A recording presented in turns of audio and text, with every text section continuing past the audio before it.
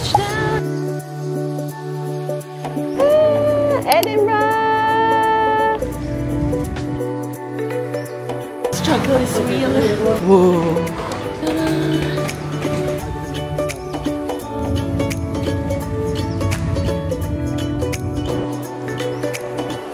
So, noong 12th century pa to. Ngayon, naging residential area na siya. Ang ganda. Ang ganda ng tama na araw sa mga buildings dito. Grabe. Marami daw mundo dito, diba? Kasi sikat yung Edinburgh as City of Ghosts. Let's go to Edinburgh!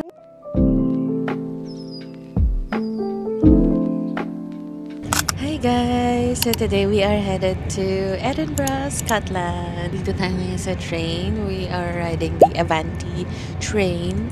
Sumakay kami sa Birmingham New Street. And yung pamasahe is from, nung chinek ko kanina online, nasa £60 per person. Balikan Birmingham to Edinburgh. May mga nakita ko na £120, £150. So really depende sa dates. And kapag kunwari today na, parang nasa 150 and above yung mga nakita kong presyong balikan. The train ride is 4.5 hours. Mas mabilis tong train ride na to kasi Avanti. Ang Avanti mas mabilis yung biyahe nila and mas konti yung stops. Yung ibang train line, mas mahaba yung biyahe, like 5 to 6 hours. So, ito yung kinuha namin para mas mabilis yung biyahe. And then, nandito kami ngayon sa may quiet zone. Bale, ito yung Coach A. Ayan, no? Nakasulat yan, quiet zone. Ayan, ayan. Si na Mami, saka si Papa Jojo. Then, yan. Ganyan yung itsura niya. Very accessible din yung toilet. Nandiyan yung toilet, tapos may luggage rack. So, ayan yung view sa labas. Maganda pa dito, reserved seating sila lagi. So, hindi ka mag-worry kung saan ka uupo. Kasi kapag nag-book ka online or dun sa app, makakapili ka kung forward-facing, backward-facing, or gusto mo yung may table seats, ganyan. And makakapili ka rin kung gusto mo sa quiet zone. Makakapili ka rin kung gusto mo malapit sa luggage rack and malapit sa toilet. So, syempre, traveling with my mom and my uncle, pinili ko yung malapit sa toilet and malapit sa luggage rack kasi nga may dala kaming maleta. Kasi after Scotland, diretso na kaming London. Tapos kung nara gusto mo matulog, ay nabababa din yung window. Nakasulat dyan kung papunta saan yung pasahero and kung saan sila manggagaling. Para ito, nakasulat, reserved from Preston. Actually, nakapunta na kami sa Edinburgh 3 years ago. Doon kami nag-Christmas. Yun yung first Christmas namin dito sa UK. And nakakatawa nga nun kasi December 25, sarado pala lahat. And December 26, kaya nag-extend kami na 1 day. Na-extend namin yung flight namin para lang makapag-roam around Scotland. Kasi nga, meron na kaming binook na Scottish Highlands na ngayon hindi na natin gagawin kasi 12 hours yun na trip. Medyo maraming pupuntahan doon. Tapos nakakapagod siya. Kaya ngayon, baka magstay lang tayo sa Edinburgh.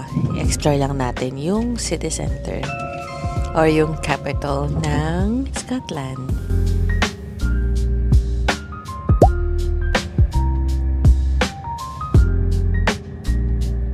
Yun yung sinakyan namin na Avanti West Coast. 12:20 p.m. And papunta na tayo sa hotel. Check-in muna tayo.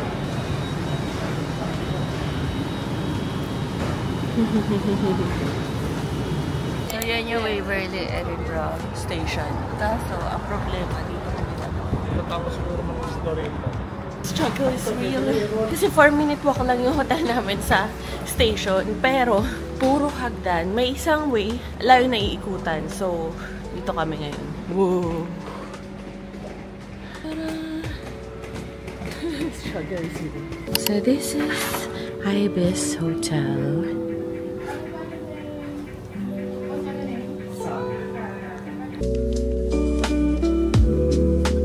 Itong bar hanggang 4 a.m. And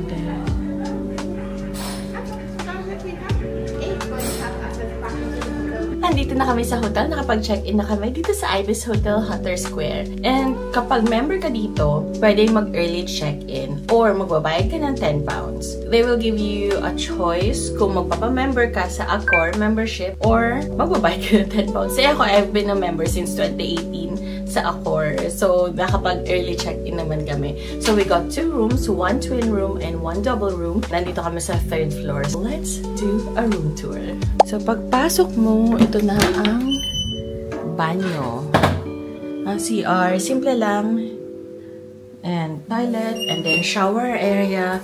The important thing is, meron na siyang body wash and shampoo. And also, meron din ditong hand wash. The mirror. Cute na mirror, no? and yung sink. They also provided 2 towels. Yung paglabas mo, ayan na, may full-length mirror dyan. Ayan ang telly, the TV. So, ang Ibis, halos pare-pareho lang ng design and ng itsura. We got a double bed, and then ayan, may resting area, and may table, working desk. May electric fan kasi heating lang sila ngayon. Walang aircon. Kasi nga, winter season. May extra pillows dyan. May closet. And then, ang window. Ma-open naman yung window kung gusto mong malamigan. Kasi nga, winter dito ngayon, so sobrang lamig. Kaya, hindi naka-on ang aircon or ang AC. Ayun lang siya. Split type lang siya. Then, ito ang sabi niya. No AC unit sila dito. Ayun. First stop namin, magla-lunch muna kami. And sa Jollibee, of course.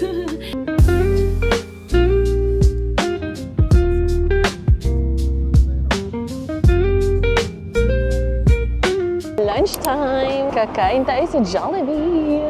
Ay, ito na pala! Ta-da!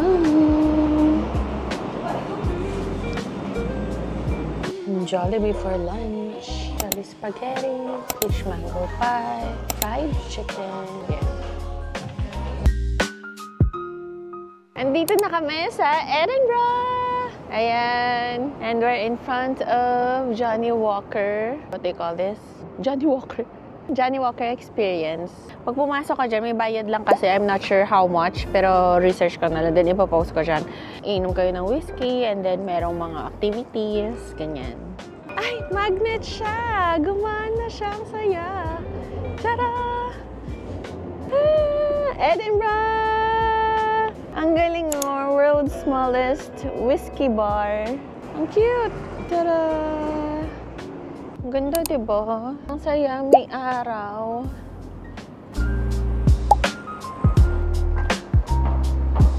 May 6 by Nico pala dito. Litter. Gusto yung kamay. Halamig!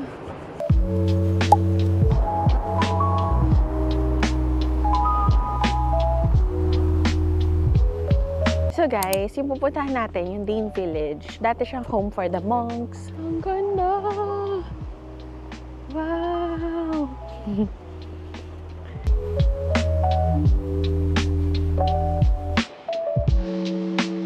Ang ganda, no? Ang ganda. So ito yung Dean Village. Dito nakatira dati yung mga monks, artisans, and mga mill workers kasi milling hub or yung industry nila dito dati is yung mga grain mills. So, ayan. Kaya merong water of leaf, and then may mga mill na siya yung nag-ooperate para sa mga grain mills. Tapos, noong 12th century pa siya. And yung Dean Village, ang ibig sabihin nun, nanggaling yung Dean Village sa term na Denu. Yun yung Old English word for valley. Itong village na ito nasa valley. Ayan.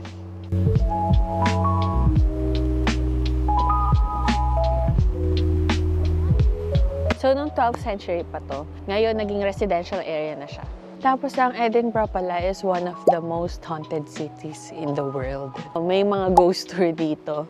Kasi nga marami daw mga nagpaparamdam, mga ghost stories, ghost and paranormal stories. Alam niyo, nung first time namin pumunta dito sa Edinburgh, 3 years ago, naisip talaga namin nun, lipat na lang kaya tayo sa Edinburgh kasi ang ganda niya talaga. Parang willing kaming mag-relocate. Parang siyang fairy tale. Ang ganda. Bellsbrae. Grabe naman yung uphill na yun. Kapagod. Pero ang ganda ng araw. Ang ganda ng sunset. Tara! Ang ganda ng tama na araw sa mga buildings dito. Grabe. It's already 4:40 PM. Tatoy tayo.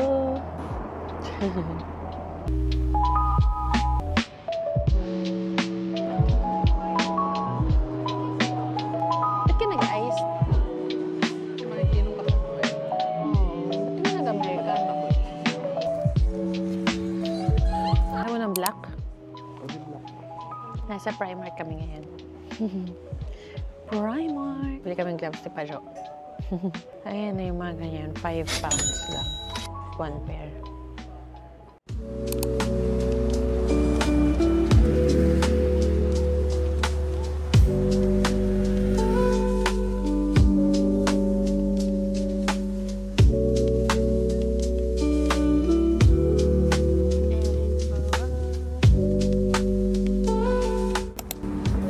Ganda. National Gallery. Grabe, ang dami hagdan.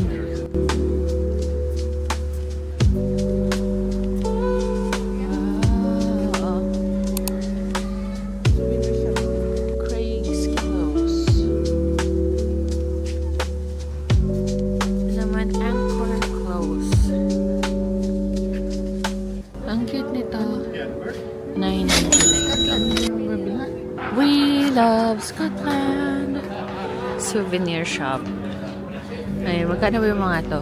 Mga rough magnets, 3.99 pounds or 3.49 pounds.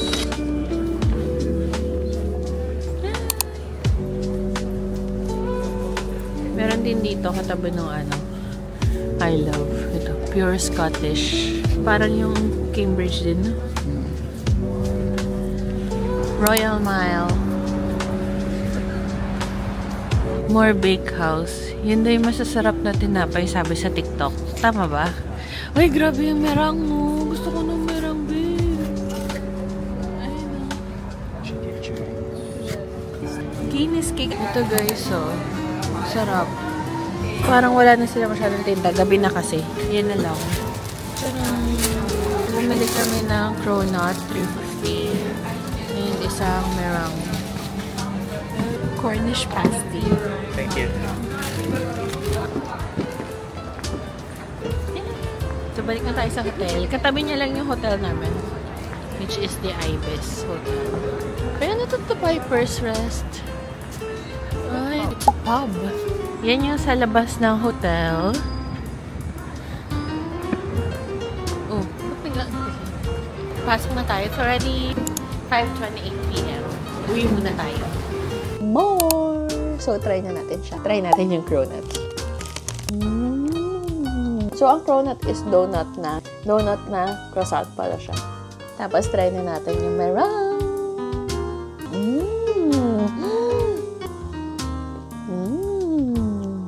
Yummy!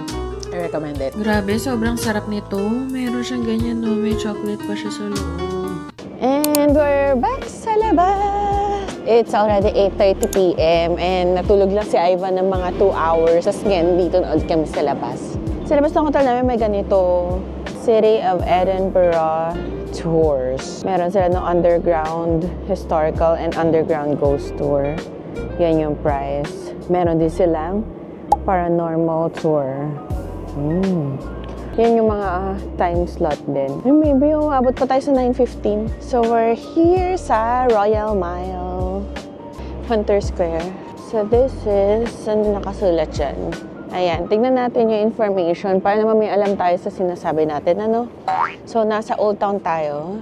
And Arthur Street sa left, papunta doon. Then, Grassmarket, papunta sa right. Pupunta tayo dyan tomorrow. Ayan. Tronkirk pala yung tawag sa kanya. Ano siya? Mukha siyang church. Tapos, ayan, yung paligid. Ito yung papunta dun sa palace. Ay, baby, sikat yung Landis na yan, oh. Landis Fish and Chips. Grabe yung pati hotel dito. Mukhang castle. Wow. Sobrang ganda talaga dito, no?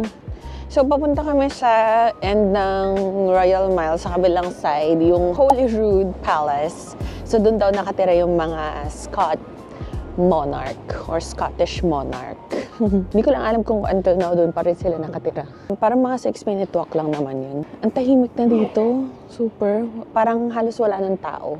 The Whiskey Bar Restaurant, Scottish Experience, Cashmere House, Blackfriars Street. Dito ba yung ano? Blackfriars? Ganda, no? His Museum of Childhood. So, yan daw, puro mga toys. Yan. Grabe na nakakatakot yung mga clothes dito. Hard Rock Cafe. Henford's Close. So, bali dito, yung mga eskinita, magkakatapat, diba? So, sa road, may mga magkakatapat na eskinita yun. Paggabi daw, kina-close nila yun nung mga sinaunang panahon. Kasi parang private area siya. Ah, ito yung Toll Booth Tavern. Toll Booth Tavern na sikat na pub dito. Kasi haunted daw yan. Isa sa mga haunted pubs dito sa Edinburgh. Kaya sikat siya. Babe, saan to? Coffee? Saan to? Uy, may Starbucks dito. May ginaganap to dito every August. Edinburgh Festival Fringe. Yun daw yung largest art festival. So, sobrang daming mga comedians, artists, writers na pupunta dito. Mga entertainers din. Ganun. Nasaan na tayo, babe? Probinsya na yata tayo ng Edinburgh. The Palace Shop and the King's Gallery. Ayun yung shop ko. So, malamang nandito pa yung Holyrood Palace. Ay, ayun. Kikita ko na yung gate. So, tingnan natin yung Holyrood Palace ng gabi. Feeling ko lang na tayo makikita dito ngayon. Kasi nga, gabi na. Bale, ito na yung Palace of Holyrood House. Diyan nakatira daw yung mga monarch ng Scotland. Itong Royal Mile, kung saan tayo naglakad, kinoconnect niya itong Holyrood House sa Edinburgh Castle. So, sa kabilang dulo niya, Edinburgh Castle na. Bale, tomorrow tayo pupunta ng Edinburgh Castle. Yan, the Royal Mile. Yan. Shit ka! Ewan ko kung tama ba itong gagawin namin kasi 9-minute walk daw paakyat papunta sa Calton Hill. And gabi na, di ba? Kami lang tao dito. 9-minute na paakyat. Tapos papunta pa lang yun sa steps ng Calton Hill. Exercise. Ganyan yung dadaanan namin. Giving Marvin Samako. Naalala ko tuloy yung vlogger na pinapanood namin, si Marvin Samako. Pagod na ako. Super uphill. Tapos parang nawawala siya. Tapos siya lang yung tao. Tapos gabing-gabi na. Marami daw multo dito, diba?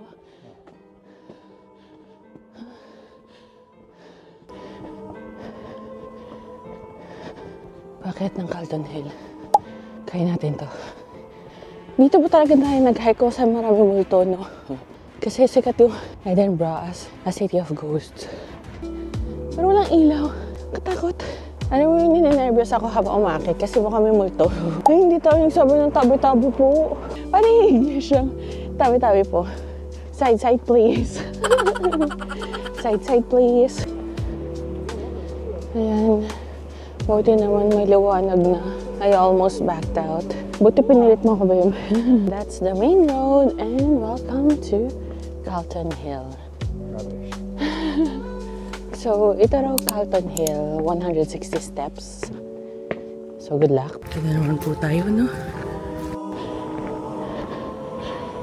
Bebe, hindi ko makita. Mahulog na tayo sa bangin. Ayun, no? Di pinto. May daan. So, ito na yung taas sa Calton Hill. Actually, hindi siya ma-appreciate dito sa light, pero dati kasi dyan kami nakapwesto. Wala hagdan. So, paano kami aakyat doon? Anyway, ayan yung view from the top. We're here at Calton Hill. On our way down. Ito, mas madali na to kasi pababa. Buti na lang, babe, game na game kasama ang gusto kong gawin, no? Ikaw nga yung gusto ng ganito exercise, eh. Ako nga yung hindi, eh. Hindi ka ba nagulat doon? Hit na hit ko yung mga ganito, eh. Yung cardio nang wala sa oras. Pababa na tayo na hagdan. Dito na ulit tayo sa may Waverly. Yung balot na balot ako ngayon. Pero ang init kasi nag-exercise. Yan. So, dyan yung mall, St. James Quarter Mall. Lakad na ulit tayo. Beef Wellington daw. Beef Wellington. Ay, doon tayo nakatira, babe. Dito na kaya tayo dumaan para hindi na tayo umikot. Hi guys! So, nandito na ako sa labas ng hotel namin ngayon. Pauwi na ako. Si Ivan pumunta lang sa Tesco para bumili ng drinks. and ng snack. So, magstay na kami sa hotel. Dapat inom pa kami dito sa Piper's Rest, pero nagbago na yung isip namin. Parang wala na kami masyadong energy. Maliligo na lang kami ngayon and then matutulog. Yeah, iyan ko muna yung vlog dito kasi medyo marami-rami na rin na tayo napuntahan today. And I hope you like this video and don't forget to subscribe. Alright, bye!